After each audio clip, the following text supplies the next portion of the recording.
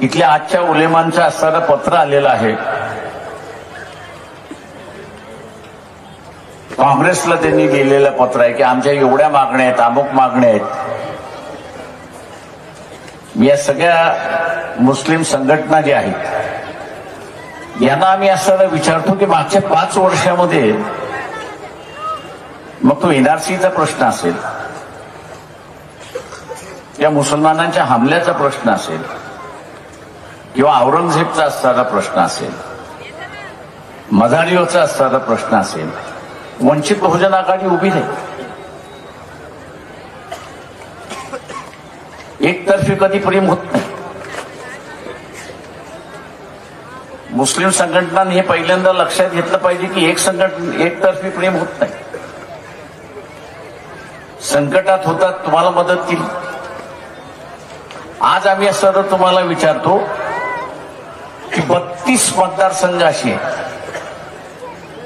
महाराष्ट्रातले 32 मतदारसंघ असे आहेत की ज्याच्यामध्ये एका बाजूला एकनाथ शिंदे यांचे उमेदवार आहेत, म्हणजे शिवसेना एका बाजूला, आणि दुसऱ्या बाजूला त्याच मतदारसंघामध्ये उबाटा उद्धव सेनेचे असणारे उमेदवार. काँग्रेस नाहीये, काँग्रेसचा सिम्बॉलही नाही.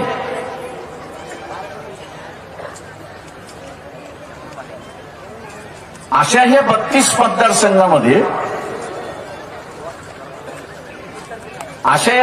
मतदारसंघामध्ये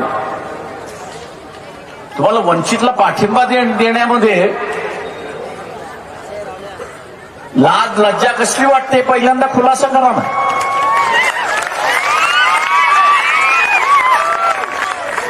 मला लाज आणि लज्जा कसली वाटते हे सांगा ना.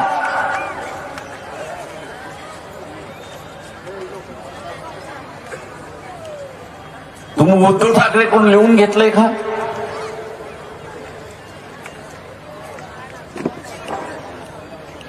की ही जी महाराष्ट्र महाविकास आघाडी बरोबर तुमची असणारी युती आहे ही 5 वर्ष चालणार आहे, गॅरंटी आहे का? की विधानसभेनंतर असणारा परत जाणार नाही? हे मुस्लिम संघटनांना मी असताना विचारतो.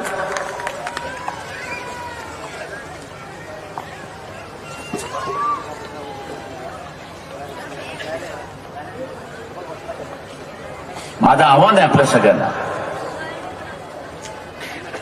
आणि विशेष करून मुस्लिम समूहाला माझं असणारं आव्हान. उद्याचे बोलवी इथे उलेमाच्या संघटना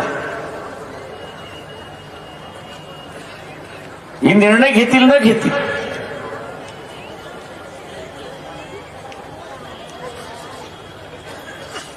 निर्णय घेतील किंवा न घेतील, पण माझा विश्वास हा मुस्लिम समाज समूहावरती, माझा विश्वास हे मुस्लिम समूहावरती आहे की ह्या 32 मतदारसंघामध्ये, त्या 32 मतदारसंघामध्ये मुस्लिम समूह हा वंचित बहुजन आघाडीच्या बाजूने उभा राहील.